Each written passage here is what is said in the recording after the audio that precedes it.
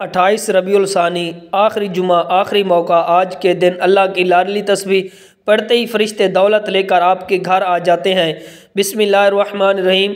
आज 28 रबीउल सानी जुम्मा के दिन एक ऐसी तस्बीह, एक ऐसा वजीफ़ा आपको बताऊंगा। जब कोई बंदा इस तस्बीह को पढ़ना शुरू करता है तो अल्लाह पाक उस पर बहुत ज़्यादा रहम फरमाता है।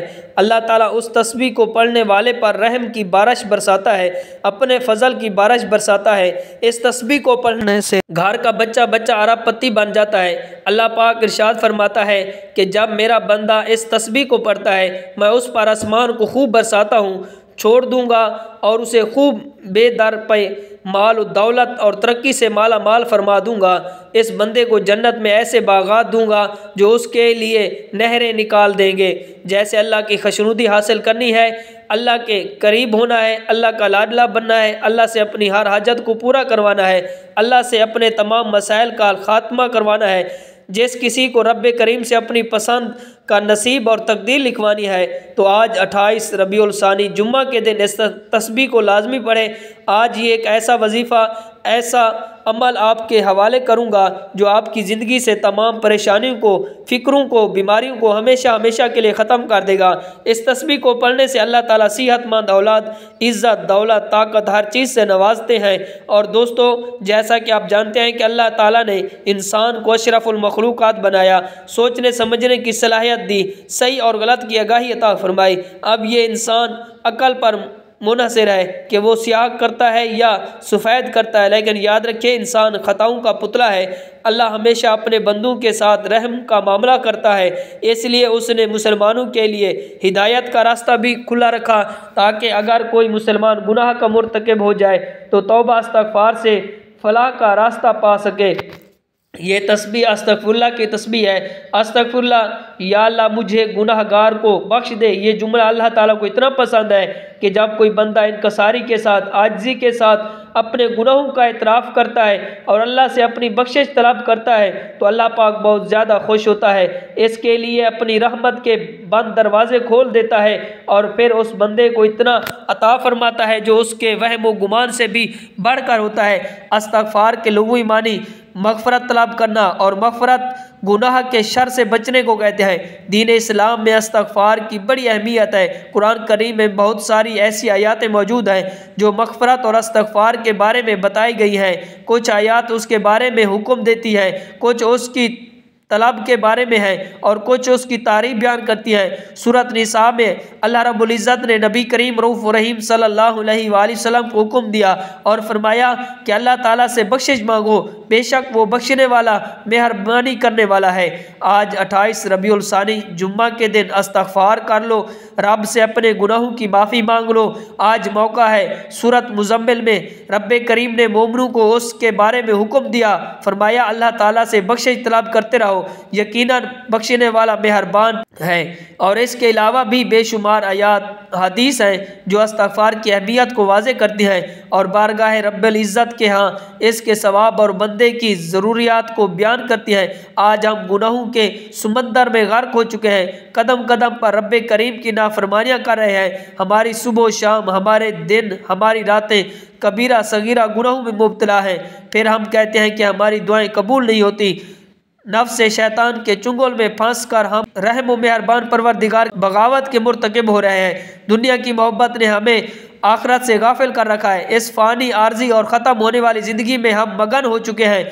खौफ खुदा, फ़िक्र आखिरत और बारगाह इलाही में हाज़िरी का एहसास हमारे दिलों से ख़त्म होता जा रहा है। नतीजा हमारे सामने, हर कोई मुसीबतों में जकड़ा हुआ है, हर कोई बेरोज़गार है, हर कोई परेशान है। हर इंसान ख़ताकार, गलती हो सकती है, लेकिन बेहतर ख़ताकार वो है जो अपने किए नादिम हो, जो शर्म से अपने गुनाहों की तौबा कर ले, जैसे हकीकत का एहसास हो मेरा पूरा अमल महफूज कर लिया गया और कल क़यामत वाले दिन रब के सामने पेश किया जाएगा। आज जो बंदा इस तस्बीह को बताए गए तरीके से पढ़ लेगा अल्लाह का लाडला बन जाएगा। अल्लाह का लाडला बनने का मतलब ये है कि रब की ज़ात आपसे राज़ी है। जब आप अल्लाह पाक से राज़ी हो जाते हैं फिर मांगना नहीं पड़ता, बिन मांगे हर चीज़ मिल जाती है। वक्त की नज़ाकत को मद्देनज़र रखते हुए आए नाजरीन, आज के इस बाबरकत अमल की तरफ चलते हैं। लेकिन इससे पहले अगर आप इस चैनल पर नए हैं और आपने इस चैनल को अभी तक सब्सक्राइब नहीं किया तो इस चैनल को अभी से सब्सक्राइब कर लें, क्योंकि ऐसे बहुत से वज़ाइफ, बहुत से अमाल आपके हवाले डेली बेसिस पर करता रहूँगा। अमल क्या है? आज 28 रबीउल सानी, आखिरी जुमा, आखिरी मौका है। आज का पूरा दिन, पूरी रात आपके पास मौजूद है। आपको जब जहाँ जैसे वक्त मिल जाए, बावजू मुसल्ले पर बैठकर आपने सबसे पहले अल्लाह के नबी हज़रत मोहम्मद सल्लल्लाहु अलैहि वसल्लम की ज़ात मुबारक पर दरूद पाक पढ़ना है। दरूद पाक पढ़ते साथ ही फौरी तौर पर आपने अपने ख़ास मकसद की नियत करनी है। आपको रिज़्क चाहिए, रिज़्क मांग लें। आप दौलत चाहते हैं, दौलत मांग लें। मनपसंद नौकरी, शादी, कारोबार के मसाइल का हल, दुनिया की बड़ी से बड़ी हाजत, बड़ी से बड़ी ख्वाहिश में कामयाबी यकीनी हो जाएगी। जिसके दिल में जो आता है मांग लो, जो जितना मांग सकता है मांग ले। रब्बे करीम ने चाहा तो आज आपकी हर हाजत पूरी होकर रहेगी। अपने मकसद की नियत करते साथ ही फौरी तौर पर आपने एक बार औज़ बिल्लाहि मिनश शैतानिर रजीम बिस्मिल्लाहिर रहमानिर रहीम पढ़कर वजीफ़े का आगाज़ करना है। और पहले नंबर पर जो वजीफ़ा आपने पढ़ना है वो वजीफ़ा रब्बे करीम के 3 नामों का वजीफ़ा है। तवज्जो कीजिएगा, वो 3 नाम या अल्लाह, या रहमान, या रहीम है। ये 28 रबीउल सानी जुम्मा के दिन का ख़ास अमल है। लापरवाही मत करना। जिसको जो भी चाहिए आंखों को बंद करते ही यूँ महसूस कीजिए कि आप तसव्वुर में रोज़ा रसूल की जाली के करीब बैठे हैं और बच्चों की तरह गिड़गिड़ा कर या अल्लाह, या रहमान, या रहीम पढ़ रहे हैं, रब से मांग रहे हैं। और या अल्लाह, या रहमान, या रहीम पढ़ते दौरान आप रब्बे करीम से जो भी मांग सकते हैं मांग लें। आप मांग मांग कर थक जाएंगे, रब के ख़जानों में कमी नहीं आएगी। आज मौका है रब को मनाने का, रब से अपनी हर बात मनवाने का, अपनी हर ख्वाहिश को पूरा करवाने का। आपने पहला वजीफ़ा कैसे पढ़ना है? तवज्जो कीजिएगा। या अल्लाह, या रहमान, या रहीम का एक बार हो गया, या अल्लाह, या रहमान, या रहीम 2 बार हो गया।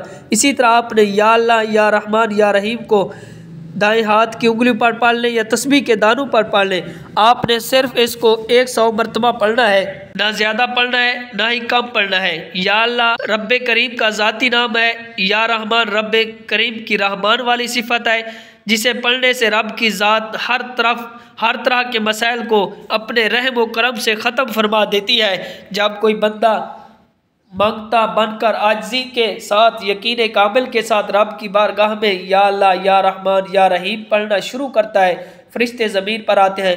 वो रब के हुक्म पर रिज़्क और दौलत के ख़जाने छोड़ जाते हैं। या अल्लाह, या रहमान, या रहीम की ये एक तस्बीह तवज्जो से, ध्यान से पढ़िएगा।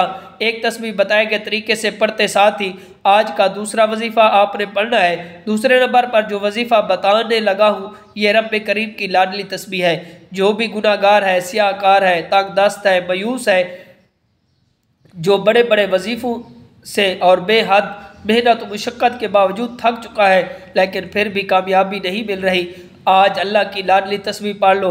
जो बंदा ये तस्बीह पढ़ेगा अल्लाह का लाडला बन जाएगा।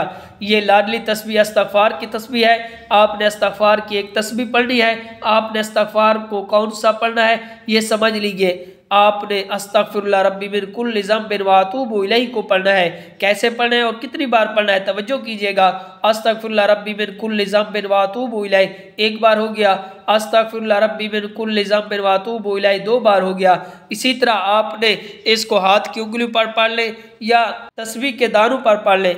आपने इसको सिर्फ और सिर्फ 100 बार पढ़ना है। ये भी याद रखिएगा कि इस्तग़फ़ार पढ़ने वाला रब का लाडला बन जाता है। इस्तग़फ़ार पढ़ने वाला अपने कबीरा सगीरा गुनाहों को बख्शवा लेता है। जिसके गुनाहों की बख्शिश हो जाती है, जिसके सगीरा कबीरा गुनाहों की सच्ची तौबा कबूल हो जाती है, वो ऐसे है जैसे माँ के पेट से अभी पैदा हुआ हो। अभी तक मैंने आपको 2 वज़ाइफ बताए हैं। पहला वजीफ़ा या अल्लाह, या रहमान, या रहीम का बताया, दूसरा इस्तग़फ़ार का वजीफ़ा बताया। आज का तीसरा और आखिरी वजीफ़ा जिसके बगैर ये अमल नामुकम्मल है, जिसके बगैर आज का वजीफ़ा मुकम्मल हो नहीं सकता। आपने तीसरे नंबर पर एक कुरानी सूरत पढ़नी है। ये कुरानी सूरत रब्बे करीम को इतनी पसंद है कि जब कोई बंदा रब का जिक्र करता है, रब की वहदानियत को बयान करता है, रब की बेनियाजी को बयान करता है, जब बंदा इस बात का इकरार करता है कि वो ज़ात वहद ला शरीक है, ना वो किसी का बाप है ना वो किसी का बेटा है, उसका कोई हम असर नहीं, तो रब की ज़ात फरिश्तों से पूछती है ये कौन है जो इस फ़ानी दुनिया में रब की वहदानियत का जिक्र कर रहा है। रब के फरिश्ते आपका नाम रब के सामने पेश करते हैं। रब फरमाता है मैं राज़ी हूँ ये बंदा जो मांगता है उसकी हाजत को पूरा फरमा दो। फिर आपके मुकद्दर में ऐसी खुशियाँ, ऐसी कामयाबियाँ, ऐसे अरूज, ऐसी तरक्कियाँ लिख दी जाती हैं कि लोग आपकी कामयाबी का तमाशा देखने दूर दूर से आएंगे। आपने तीसरे नंबर पर सूरत इखलास को पढ़ना है। सूरत इखलास की फजीलत, बरकत बताऊं तो सिर्फ इतना कहूँगा कि एक बार सूरत इखलास पढ़ने से कुरान मजीद के 10 पारों का सवाब मिलता है। 3 बार सूरत इखलास पढ़ने से एक मुकम्मल कुरान मजीद का सवाब मिलता है। तो फिर क्यों ना आज 28 रबीउल सानी जुम्मा के दिन अल्लाह की लाडली तस्बीह पढ़ते साथ ही 3 बार सूरत इखलास पढ़ी जाए। आपने सूरत इखलास को सिर्फ 3 बार पढ़ना है। सिर्फ 3 बार सूरत इखलास पढ़ने की देर है। जब अल्लाह की लाडली तस्बीह के बाद रब राजी है तो 3 बार सूरत इखलास पढ़ने से अगर आप रब करीम से पहाड़ जितना सोना भी मांगोगे तो मिल जाएगा। जैसे ही आप 3 बार सूरत इखलास पढ़ लें तो फौरी तौर पर आपने आखिर में इतना ही दरूद पाक लाजमी पढ़ना है जितना आपने अमल के शुरू में पढ़ा था। अब आपका अमल मुकम्मल हो चुका है। आज 28 रबीउल सानी जुम्मा के दिन ये 3 अमाल मैंने आपको बताए हैं। अल्लाह की लाडली तस्बीह बताई है, या अल्लाह या रहमान या रहीम का वो ख़ास तोहफ़ा आपके हवाले किया है और 3 बार सूरत इखलास पढ़ने का वजीफ़ा बताया है। आपने इस अमल को शुरू से आखिर तक बताए गए तरतीब से पढ़ना है। आगे पीछे नहीं पढ़ना, कम या ज़्यादा नहीं पढ़ना। जिस हाजत को लेकर बैठोगे ये 3 अमाल पढ़ते ही आपकी हर हाजत गैब से पूरी हो जाएगी। ये वजीफ़ा बताए गए तरीके और तरतीब से पढ़ने के बाद आपने अल्लाह के बारगाह में रो रो कर गिड़गिड़ा कर दुआ मांगनी है आज तक इस वजीफे की बरकत से कोई भी मायूस और महरूम नहीं रहा। याद रखें कि इस वजीफे के साथ ही अल्लाह तबारक ताला की बारगाह में निहायत आजिज़ी के साथ रो रो कर और सिसकते हुए गिड़गिड़ा कर दुआएं मांगनी है। और आपकी जो जो भी परेशानियां हैं, जो जो भी हाजतें हैं, जब अल्लाह तबारक ताला के सामने पेश करें वो ज़रूर उनको पूरा फरमाएगा। क्योंकि मेरा रब ऐसा अजीम है जो अपनी पैदा करदा सारी मखलूक को रिज़्क देता है। मुमकिन और नामुमकिन सिर्फ हमारे दिमाग में होता है। अजीम और शान अल्लाह ताला के लिए कुछ भी नामुमकिन नहीं। पूरे यकीन, इत्माद और इखलास के साथ ये वजीफ़ा करें। अल्लाह तबारक ताला से दुआ है कि हम सब की तमाम परेशानियाँ, मुसीबतें, तकलीफ़ें दूर फरमाए। आमीन या रब्बुल आलमीन। दुआ है रब करीम मेरा सुनाना, आपका सुनना अपनी पाक बारगाह इलाही में कबूल और मंजूर फरमाए। आमीन। मोहतरम नाज़रीन, अपने रिज़्क में बरकत और वुसअत के लिए अल्लाह ताला के 99 नामों में से कोई एक नाम कमेंट में ज़रूर लिखें। अल्लाह ताला हम सब का हामी और नासिर हो।